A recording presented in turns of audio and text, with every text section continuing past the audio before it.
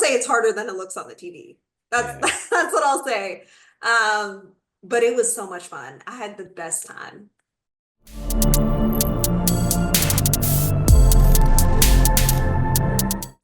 Breathe.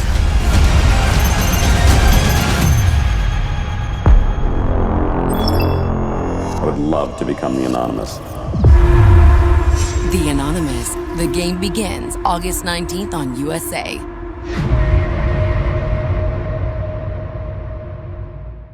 What's up, Bismah? How you doing? What's up? How are you? I'm good. I'm good. Ladies and gentlemen, I introduce you all to the Princess of the DMV. How you doing today, girl? We got some things Yes, to I'm talk about. good.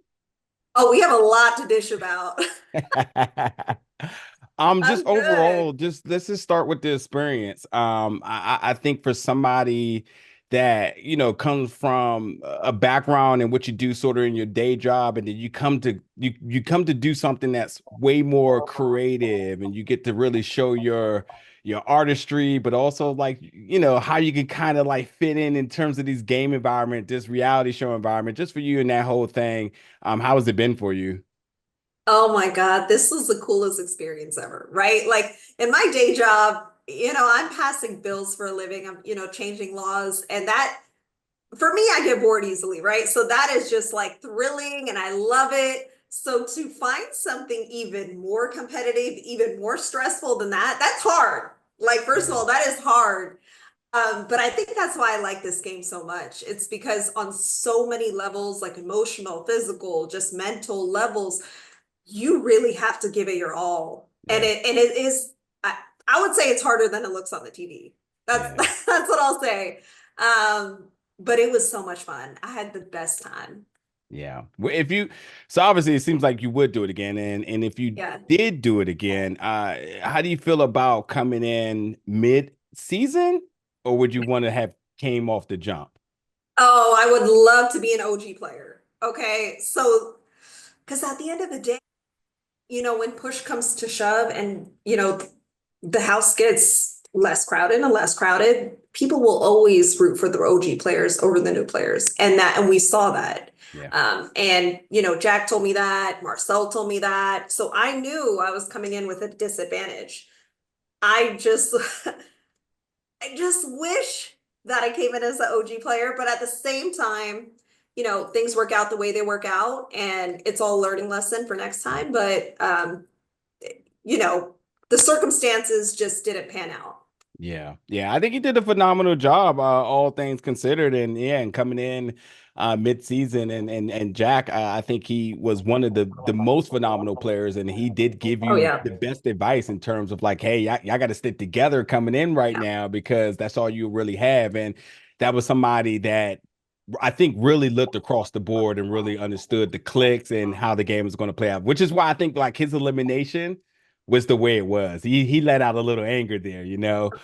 But for you, when you got eliminated, you used one of my favorite words and calling everybody savage. What Yes. was sort of going through your head when you heard your name called?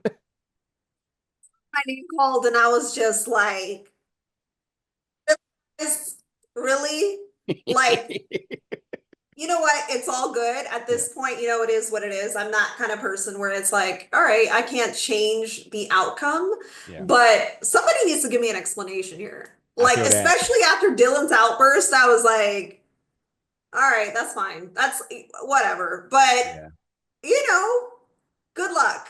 Good luck. That's all I had to say. So, you know what? I went in with a bang. I went in and I just gave it my all, honestly. Yeah. And I saw the dynamics coming in. People were spreading each other stuff. Nina was very strategic. And I respect it. I respect what she did, but I saw several times where, something just went around and I was not trying to be part of that game. So Yeah. I didn't give her as much information as she wanted. Yeah, that's exactly where I was going at because she, along with others, definitely felt that their issue with you in terms of the game, of course, Yeah. was that you wasn't as personable as everybody else. Seems like you Yeah. were really keeping something close to the chest, which is why I believe upon your elimination, you revealed exactly what you did for your day job and why that would have been detrimental to your well-being inside of in terms of your position in the game. So Yeah. thinking about that, would you have redid this the same way, or would you might have actually led on a little bit more about what you actually did? You know what? It was actually a lot harder than I thought to keep my profession secret because there was so much that I couldn't say.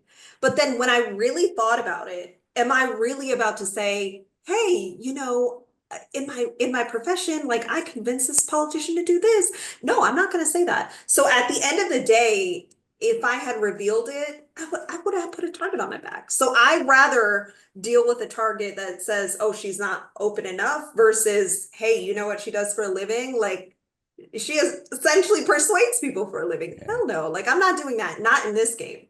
So my mistake was just not being open enough and playing Nina's game.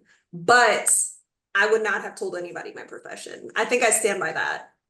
It's so interesting to hear that because your profession and how it could be an asset towards your game. You still had people like Xavier and Nina in the game who this is what they do for a living, essentially, you know. So I don't know. I just feel like sometimes with this game, it's just a flip of the coin. You never know what side somebody's going to be on nowadays. And that goes to another thing that you made an observation on, and that was when you sort of put together the Women Alliance because Yeah. they noticed the trend of women being eliminated week to week. In a way, while I respect that, I felt like that also really, you talking about you didn't give Nina a lot. That sort of, I think if it benefited anybody, it really benefited her because when she started to become a target, when people realized who her mother was, she ended up having more allies than she originally had because easily that would have put her and Xavier um in the same boat. But when you look back at it now that your episode has been released, do Mhm. you think that was a good strategy to bring awareness to that, considering that no one else played by that strategy but you? Maybe Lily, but definitely you. No, I think when I look back at it, I definitely would have swerved a little bit. And I'm not gonna lie, there were several conversations where it was like, we got to get rid of Victoria. We got to get rid of Victoria. And I was like, why don't we get rid of Chris?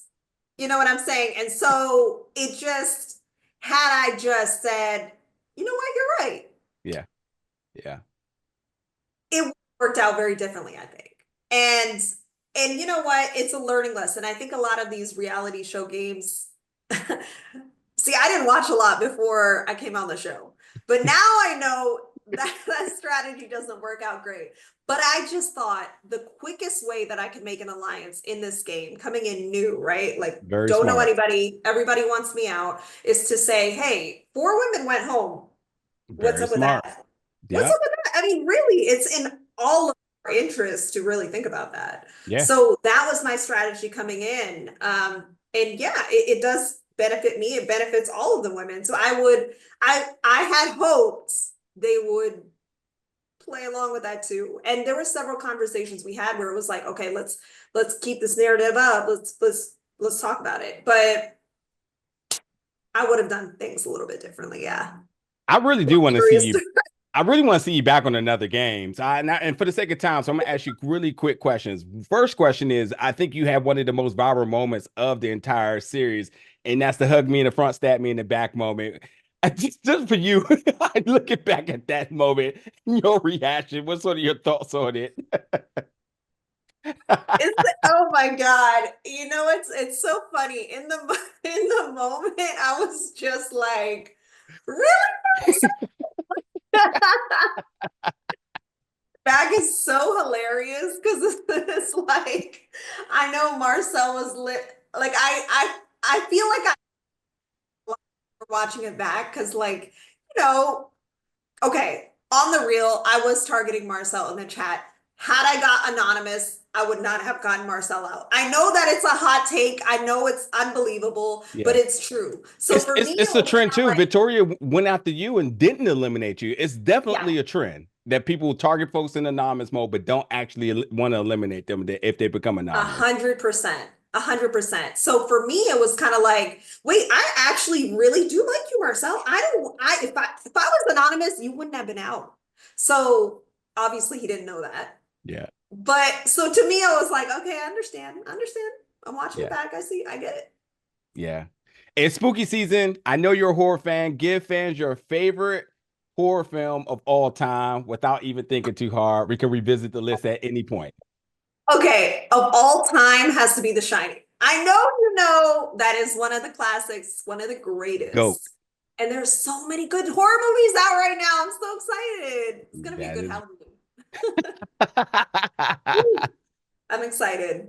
I Smile am too. too. Smile too. Yes. Y'all, something's in store, folks. Uh, Yes. Truly, Bismuth, thank you so much for your time today. It was just a pleasure to watch you, and I really can't wait to see what you're doing next. And anybody who's a fan of yours and been keeping up with your social media know that you have not been slowing down. So, really quickly for the last thing, is there anything else you might be able to hint at in terms of your projects or anything of your involvement coming down the pipeline for you? Absolutely. I mean, I am always involved with the legislative stuff. You know, we're doing a lot of affordable housing work, especially in the DMV. And so, you know, I'll update my social media. You can find me on Instagram, BISMAHAHMED, you know, Bismah Ahmed. And yeah, keep up with me there. I try to, you know, keep it fast paced. Yeah. I appreciate the time with you today. It's been a pleasure. Yeah. So good talking to you. Absolutely.